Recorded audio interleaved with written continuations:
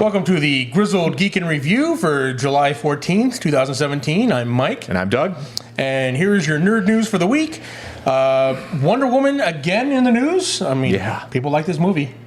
People like this movie so much that it is actually one of the highest tracking movies. It's dropped the least amount. Oh, right. Yeah. So week by week, it has the smallest percentage loss of. Yeah, exactly. And because of that, well, of course, all the rumors are about what's going to happen next. What's next? Yeah.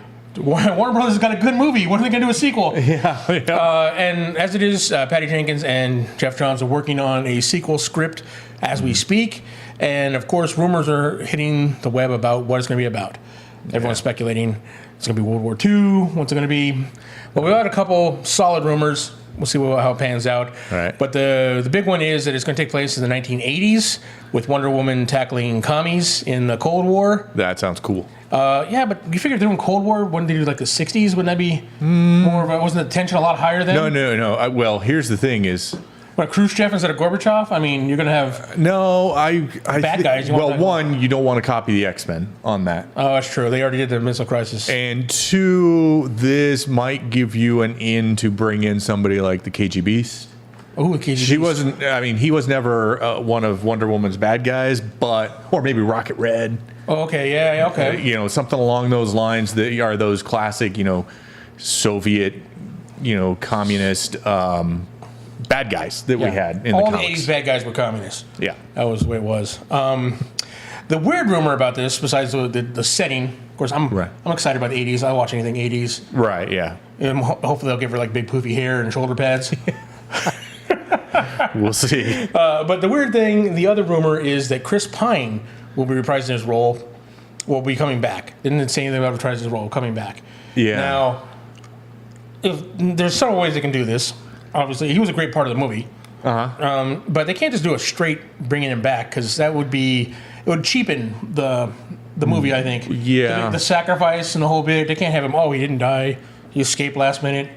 Yeah. That would be the worst possible way. Right. Now, over on Fat Man on Batman, Kevin Smith has this, he's like, you need to bring him back as Martian Manhunter, right? He's like, that's how he's his human form for Martian Manhunter, All right. Yeah, that's interesting. That's what he wants. That's what he's like, champion that.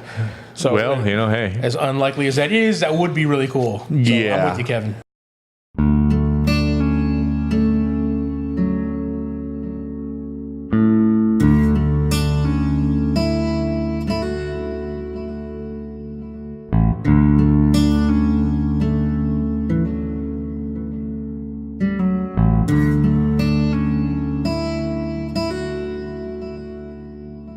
I'm a big fan of Martian Manhunter, so any way you get him into the DCEU would be be in my opinion. I'm worried about them bringing Chris Pine back in a way that cheapens the original film. Well, it's got to make sense, and maybe playing like don't do a Winter Soldier route or something along those lines. No, that would be horrible. That's really bad. And even in fact, I can't rack in my brains. I can't think of a way that would be like maybe it's like his grandson, but that means. He had a wife and kid when he's when he was getting on with Wonder Woman. Yeah, that's and then in that case he wouldn't really be a romantic unless he's pulling a Captain America and hitting on Descendants. Like yeah, I guess. Either way, it's not really. I don't know how they're going to bring him back. It's going to A, make sense, and B, not be horrible. Yeah, but I mean, come on, I love Chris Pine, but leave him. He's the third sexiest Chris in Hollywood. There you go. But all right. All right, going on. We'll stick with the DCEU, and it looks like Matt Reeves has confirmed that the Batman script is being rewritten from scratch. That means Jeff Johns and Affleck's script is out the window, and unfortunately, that means Joe Manganiello's Deathstroke. I think that's how you pronounce the name. I don't know. Original Flash Thompson. Yeah, the original Flash Thompson. His Deathstroke is out. That's sad. Which is a bummer because he was really, he was excited about that role. So they had the test footage. That's why you don't trust any of the test footage at San Diego Comic-Con, right? They throw that out there like, oh look, it's Joe Manganiello in a Deathstroke costume. This is what he's going to look like. No, maybe not. All I know is Ben Affleck needs to do another Sad Fleck video with his script burning in the background. Yeah, there you go. But there you go. There's the Batman news. Yeah, Matt Reeves is. They gave him creative control, and he's using it. Yeah. Coming in and cleaning house. All right, on over to the Marvel side of things. Ant-Man and the Wasp. Everyone's excited about this sequel. Like there's been some footage or some images of what Wasp's costume may look like. You know, there's rumors of actual Hank Pym's wife showing back up. Okay. There's all kinds of rumors, but one of the big rumors going around is that the movie could include Goliath. Recent casting list has described someone similar to Bill Foster in the comics, which was Black Goliath back in the day. Okay. They were on Goliath after they realized that his name was racist. Okay. But yeah, which would make sense. He's another guy that gets really big. So now that they introduced Giant Man in Civil War, I mean, it makes sense. And also another person that this is confirmed, the show is going to feature another S.H.I.E.L.D. agent, another popular S.H.I.E.L.D. agent, Jimmy Woo, played by Randall Park.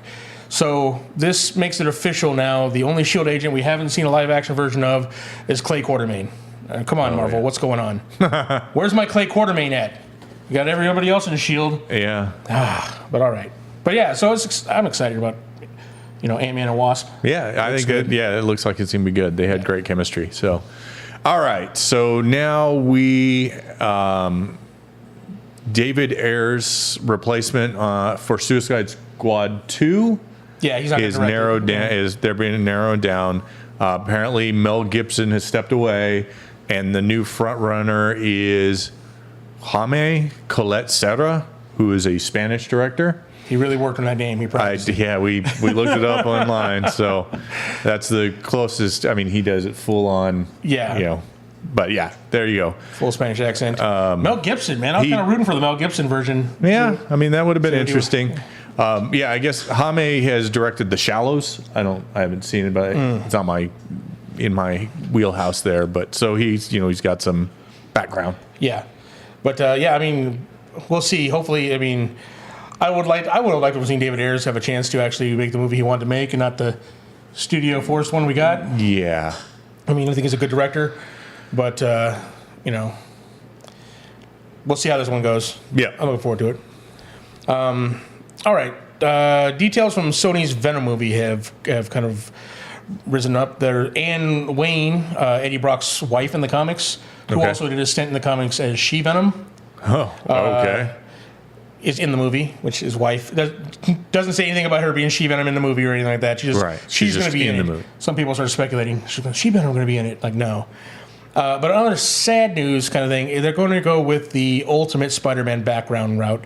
So no alien symbiote costume. It's going to be like the bio armor, the healing bio armor that Peter Parker's dad and Eddie Brock's dad were working on together in a lab. And then, so it's all going to be lab engineered or whatever. But it makes the wearer kind of like angry and filled with rage and all this stuff. Another sad part is the Ultimate Venom never had the spider emblem on the costume. It was just a black costume with the white eyes and everything like that. Okay. Because it didn't make sense. I mean... Right, yeah. The only reason why the original Venom has that symbiote or symbol on it is there was a symbiote and it was copying Spider-Man's costume. Right. Let's see. Moving into the Marvel TV Netflix universe, we've got Leah Gibson from Watchmen and Twilight Saga Eclipse joins Jessica Jones season 2 as Ingrid. She was pretty great in Eclipse, wasn't she? We'll have to ask Ben. We don't know. It was a test. He passed. Yeah. He passed. We don't know who Ingrid is. It's nobody that we could identify from the comics, but rumors are it could be a code for Typhoid Mary. Well, and I guess the casting description came out like months back for this Ingrid character, and a lot of people, there was something about 3 personalities or something like that, and it was something about that saying that, that Ingrid character is going to be Typhoid Mary, and then the actress that they hired for Ingrid looks a lot like, the Typhoid Mary character from the comics. So that's the rumor. Seems how Ingrid makes no sense. She's a major part of this, but no one's ever heard of her in the comics. So yeah, it's interesting that she's in the Jessica Jones. Yeah, she's a Daredevil. She's a Daredevil bad guy. So that's interesting. And love interest. So, but Matt Murdock can't get all the characters. Yeah. All right, moving on. Last bit of movie news here. Jon Favreau's live action Lion King cast keeps expanding. latest one is John Oliver Zazu, the bird. Yeah, John Oliver, the English comedian from Last Week Tonight. Yeah. As Zazu. I think I'm excited about this. I like John Oliver, but I really like Mr. Bean too. So well, that's true. Yeah. I was wondering why they can't get these. I mean, if they're all going to be voiced, I understand when it's like you're replacing like live action characters, you got to recast. But I mean, when some of these actors aren't that old, they're bringing back James Earl Jones as Mustafa, which of course they had to. As long as he's alive, you can't replace James Earl Jones' voice. But also joins a cast of Donald Glover as Simba, Billy Eichner from Parks and Rec as Timon, and Seth Rogen as Pumbaa. So this is a pretty cool cast. They've got it's got some good names. As much as I like John Oliver, like I said, I'm like, man, why don't you bring back Mr. Bean? He's he needs to work. Yeah, and here's the interesting part. Their rumor is that Beyonce is going to be Nala. I think that's who John Favreau was looking at for Nala. I don't know whether Queen Bee is going to actually come down and do a voice acting gig like this or not. But I mean, she's pretty big for do voice work like this. Am I mistaken? Didn't she do a character in Zootopia? Baby, when you talk like that, you make a woman go mad. Did she? I could have sworn she was the singer. Wasn't Zootopia on one of our best of the year list from last year? That was, Chris thought it was his number 5. I just watched it, and I'm pretty sure Beyonce plays Gazelle, the singer in the movie Zootopia. Okay, that would be cool. Well, then maybe she got a chance to cast her, because if they do, then that'd be awesome. So, but all right. So moving on over to comics now. Yeah, we got a trailer for the new event from Marvel Comics Generations. Yeah, and first time we don't have spoilers for comics this time, so we can actually none of these are spoilery. So I mean. The Generations trailer, if you go watch it, it's semi-spoilery, but not really. I mean, they don't... Anyways, the story seems to revolve around this and the Cosmic Cube from it looks like it's going to Secret Empire. It looks like it's going to, but they call it something else. I mean, they shouldn't have shown the Cosmic Cube in the trailer with Red Skull. Yeah, and they said the heroes go to someplace called the Vanishing Point. The Vanishing Point, that's it. Yeah, and then you get all of them meeting each other. The old meeting the new. Because they've got the idea of this vanishing point, you really can't tell whether or not the old heroes are actually going to be back in the regular universe. The only hint we got of that is in the very beginning of the opening part of the teaser trailer. They're talking about, is there room in the Marvel Universe for the likes of Steve Rogers and Falcon. Yeah. For Bruce Banner and Amadeus Cho. Yeah. And the answer is yes. So that tends to suggest that they're going to have both. But we've always speculated this is a big push for the new characters. Right. To get them out there. Yeah, because they do explicitly state in the trailer that none of the new characters are being pushed aside. Yeah, they're all going to be back. Yeah. So there's that. All right, we also got a bit of a tease for Secret Empire number 9, which we've been promised will reveal Steve Rogers' secret. Mm-hmm. They're building up towards. Yeah. Yeah. However, there's something else going to be revealed, but it's classified right now. They've got a cover image. They have a character that's kind of blacked out. Yeah, Baron Zemo is fighting somebody. Black Panther's on the ground. Baron Zemo seems to be fighting somebody else. That image is classified, so we don't know whether that classified image and Steve Rogers' secret are any way related. We have no idea. Yeah, it's just a tease at this point. Yes, they're just teasing us right now. There's no definitive information. Right, but a big reveal is coming in. Well, there's been a reveal like every issue of this series so far. Yeah, it's been one surprise after the next. But the big reveal's in August. Yeah, it's August. Right. All right, moving on. San Diego Comic-Con, this time of year is like the big event. Everything you hear, everybody's gearing up to going towards San Diego Comic-Con. I mean, of course, we would be there, but we have important things to do here. Try and figure out how we're going to get tickets for next year. Yeah, exactly. But That's not going to stop us from bringing you news about San Diego Comic-Con and what you can expect if you're going. So here's the latest roundup of San Diego Comic-Con news. As an exclusive, Fox Home Entertainment has given several of the most popular movies the vinyl treatment. Movies like Logan and Deadpool, the first two Planet of the Apes movies, Kingsman. Yeah. So their soundtracks are going to be, they're actually going to have, and they're pretty cool, the covers for them. Okay. It's going to include CDs and DVDs and everything else, but the big thing is it's a vinyl record of the soundtrack. Nice. So for all you vinyl heads out there, you can actually, and they're going to be exclusive to Comic-Con. They're amazing covers.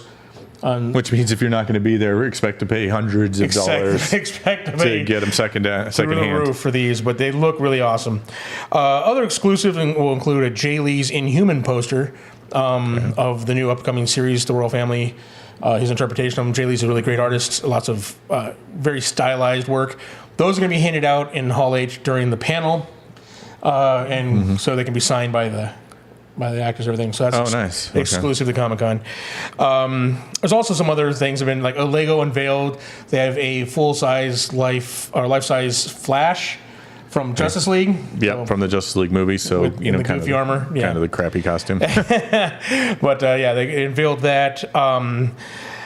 Vikings Catherine Winnick has teased that there's going to be a big announcement for her.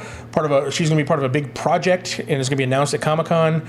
And there's been a lot of speculation because she's been a lot of noise about wanting to play Black Canary in the cinematic universe. Yeah. So we'll see when that happens. I mean, normally you don't reveal big projects at Comic-Con unless it's related.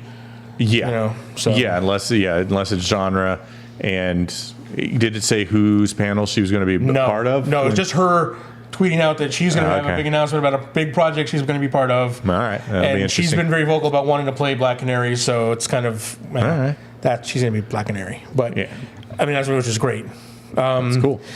And the last bit of news from San Diego Comic-Con this week we have is that Warner's was going there. Everyone's talking about like Warner's going to be the big one. They're going to have Justice League and Aquaman and all that information, and then Marvel decided to come out and throw it down. They are going to close out Hall H on Saturday night with a massive 90-minute panel, hour and a half. Marvel's bringing it. No specifics on what they're bringing, but they're pretty much closing down the hall and taking an hour and a half to do it. So you can expect some pretty big reveals, right? There's gonna be a Thor footage. I'm gonna go out on a limb here, and I'm gonna say most of the big guys are gonna be there. Yeah. You're going to get, Robert Downey Jr., Chris Hemsworth, Chris Evans, Mark Ruffalo probably. Yeah. The whole crew. They're going to fly. Everybody's in Georgia right now filming the Infinity War. I think we're going to get a teaser of Infinity War. Definitely, probably get a teaser. So that's the one thing, and maybe everyone's speculating a possibly announcement about Phase 4. Maybe. Right? Because that's one thing Marvel has had over DC for a while now is they're planning ahead, right? Mm-hmm. I mean, because DC's, playing catch up and they're not sure what movies will work, which don't. Right. Marvel's been a well-oiled machine, and they're not afraid to throw out what they're doing. These movies are going to be, here. Yep. Probably won't get titles because Kevin Feige has said that some of the titles may be spoilers. Oh, okay. For post. Post Infinity War. Yeah. If you want to call it Secret Empire, that's a comic. So we'll see what kind of announcements come out of there. It's going to be pretty big, though. I'm sure it'll hit the internet hours after the panel. I bet we'll get Brie Larson and Chadwick Boseman will probably be there with stuff from at least some ideas of their movies. Concept stuff from Captain Marvel, and Black maybe Panther. Another trailer for Black Panther. Yeah, you see one thing we didn't cover this week is there was a whole bunch of Black Panther posters and images. Like they came out and they're revealing a whole bunch, like the royal family and a little bit about the plot. Oh, nice. Well, maybe go into a little more detail at some later time, but there was a lot to unpack there, and this movie looks pretty amazing, just like pretty much everything Marvel does at this stage. Yep. So, all right. Well, there you have it, folks. That's our news for the week. Thank you for listening. Be sure to... Oh, sorry. Go ahead. Yeah, you want to like and subscribe, but we also want to announce that we have now gone live with Patreon. So if you look down below, there'll be a link to our Patreon site. Unfortunately, right now, there's something going on where you can't just go to patreon.com and search for us. So please use the link if you're interested in seeing about our Patreon page. Right. And are interested in supporting us, seeing more of We our did a great content. video begging for money. That's right there on the Patreon page. You can watch it. Yeah. I mean, obviously, all our content's free. Continue watching. If you can support us, that's great. If not, thank you for watching. Be sure to like and subscribe, like Doug said. Yep. And we'll see you next week. Thank you. Thank you.